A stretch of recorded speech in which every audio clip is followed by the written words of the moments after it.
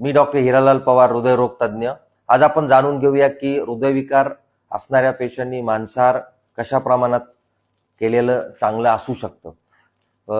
शक्यतो हृदयविकार जे पेशंट असतात त्यांनी काही काळजी घेणं गरजेचं आहे. त्यामध्ये साहित्य आणि प्रमाण फार महत्वाचं आहे. कमीत कमी चरबीयुक्त म्हणजे लो फॅट मांसाचा वापर करणं गरजेचं आहे, जसं की चिकन, फिश. त्यानंतरून आपण रेड मीट म्हणजे मेंढीचे मांस वगैरे हे टाळलं पाहिजे, कारण त्यात खूप जास्त फॅटी ऍसिड असतात. त्यानंतर स्वयंपाकाची पद्धत, तळलेले पदार्थ शक्यतो आपण टाळले पाहिजे. वाफवणे, उकडवणे किंवा ग्रिल करणे याच्यावर भर द्यावा. जास्त तेल, तूप किंवा मसाल्याचा वापर टाळला पाहिजे. मर्यादा शक्यतो आठवड्यामध्ये 1 किंवा 2 वेळेस आपण खाऊ शकतो आणि त्याची क्वांटिटी 100 ग्रॅम पेक्षा कमी असावी.